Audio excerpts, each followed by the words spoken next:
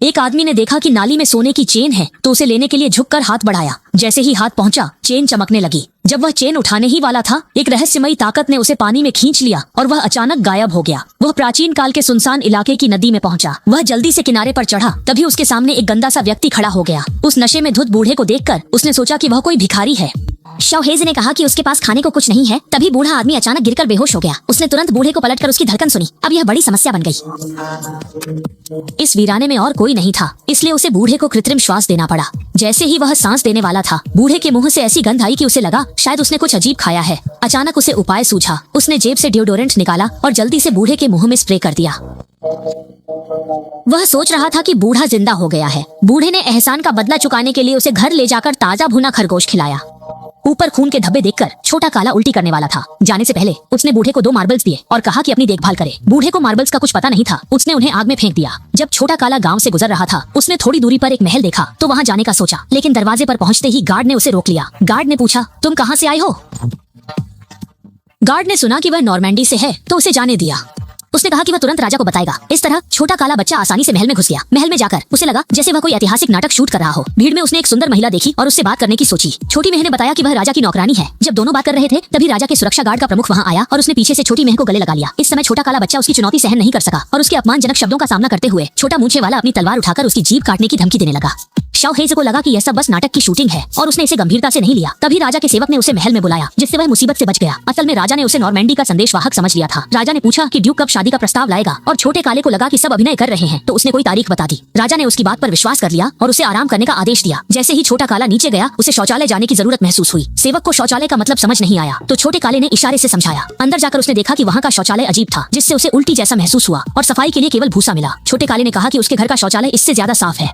यह एक समूह था जो तेजी से उनके पास से गुजरा। बौने ने बताया कि एक विद्रोही को जल्द फांसी दी जाएगी और वह इस रोमांचक दृश्य को मिस नहीं करना चाहता था। जल्द ही विद्रोही को मंच पर लाया गया। मरने से पहले उसने जोर से चिल्लाया, विरोधी रानी।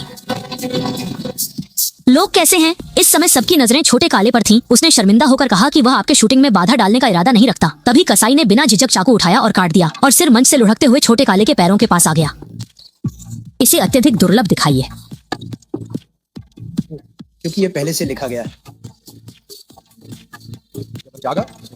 जब उसे पता चला कि यह साल 1328 है, उसे एहसास हुआ कि वह 2022 से समय यात्रा करके आया है और हेजी और भी ज्यादा घबरा गया। अब उसके मन में बस एक ही ख्याल था कि वह इस जगह से जल्दी निकल जाए। लेकिन उसे उम्मीद नहीं थी कि शाओमी उसे रोक लेगी, क्योंकि उसने खाई से जो पदक उठाया था वह उसके जैसा ही था। शाओमी ने उसे विद्रोही सेना का सदस्य समझ लिया और पदक पहनने का मकसद सिर्फ एक था कि वर्तमान राजा के शासन को उखाड़ फेंका जाए। इसके बाद शाओमी ने उसे दिखाया कि विद्रोही सेना के पकड़े जाने पर उनका क्या हाल होता है। देखो, कुछ सिर ऊपर लटके थे। उसने घर लौटने की इच्छा और भी बढ़ा दी।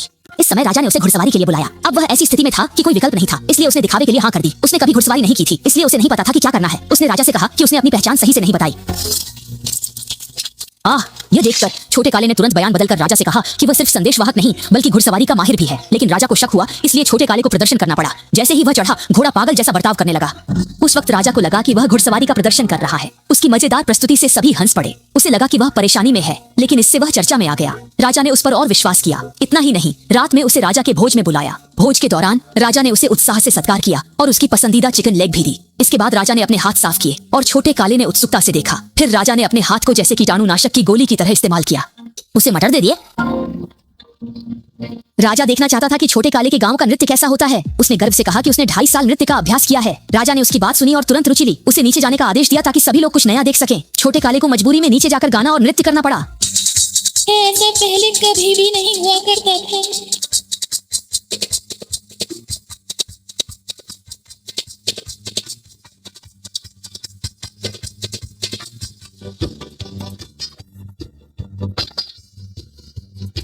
इस प्रकार के गाने और नाचने वाले रैप प्रदर्शन को देखा है। पूरे माहौल को छोटे काले ने जगा दिया, लेकिन छोटी महल ने राजा की हत्या की योजना बना ली थी। इस समय राजा नीचे गा बजा रहे थे और उन्हें पता नहीं था कि खतरा आने वाला है। तभी राजकुमारी ने छोटे काले को खींच लिया और बिना कुछ कहे आमने सामने बात शुरू कर दी। और यह दृश्य छोटे मूंछों वाले ने देख लिया। उसे पहले से ही छोटे काले से चिढ़ थी और उसने उसका दोष पकड़ लिया। उसने तुरंत तलवार निकाल ली और उसकी जान लेने की कोशिश की। छोटे काले ने उससे बहस नहीं की और भागने लगे, लेकिन ऊपर पहुंचकर उनके पास कोई रास्ता नहीं था। इस समय नीचे का हत्यारा राजा के पास पहुंच चुका था। उसने चाकू निकाला और वार करने ही वाला था, तभी अचानक छोटे काले ने अनजाने में राजा की जान बचाई। इस घटना के बाद राजा ने उसे रक्षक सेना का प्रमुख बना दिया। इसका मतलब था कि छोटा मूंछ वाला व्यक्ति नौकरी से बाहर हो गया, जिससे छोटे काले के लिए खतरा बढ़ गया। एक रात राजकुमारी चुपके से उसके कमरे में आई और दोनों बिस्तर पर बातें करने लगे। छोटे काले ने सोचा भी नहीं था कि असली संदेशवाहक पहले ही महल पहुंच चुका है। राजा संदेशवाहक को लेकर उसके कमरे में आ गया और अपनी महिला को उसके साथ सोते देखा। इसी के साथ छोटे काले ने विवाह संबंध तोड़ दिया। अब वह गंगा में कूद जाए तो भी निर्दोष साबित नहीं हो सकता, इसलिए उसने मंच पर राजा को यह कहकर बहलाना शुरू किया कि वह जादूगर है।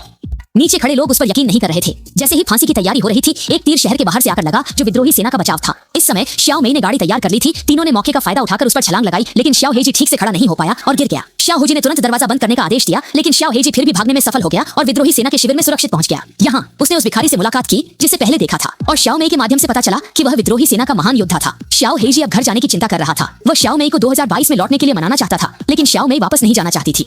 वह बस राजा का शासन गिराना चाहता था। इसलिए छोटा काला अकेला वहां पहुंचा जहां से वह आया था। विचार के बाद उसने छोटे में की मदद के लिए रुकने का निर्णय लिया, लेकिन जब वह शिविर लौटा तो राजा की सेना वहां लूटपाट कर चुकी थी और छोटे में को पकड़ लिया था। इस समय छोटा काला चिंतित था और उसने सबको लड़ाई में शामिल होने को कहा, लेकिन ज्यादातर लोग घायल थे और उनके पास न खाना था न हथियार, इसलिए कोई भी राजा की सेना से लड़ने को तैयार नहीं था। जब राजा की सेना को लगा कि कोई नहीं है तो पीछे से एक भिखारी सबसे पहले उसकी टोली में शामिल हुआ, लेकिन वे दोनों कैसे काफी होंगे। तभी एक अजनबी महिला भी शामिल होने को तैयार हुई और लोग उसे देखकर झुक गए। असल में वह उनकी रानी थी, लेकिन लोगों को मनोबल बढ़ाने की जरूरत थी। भिखारी ने कहा कि यह काम रानी सबसे अच्छा कर सकती है।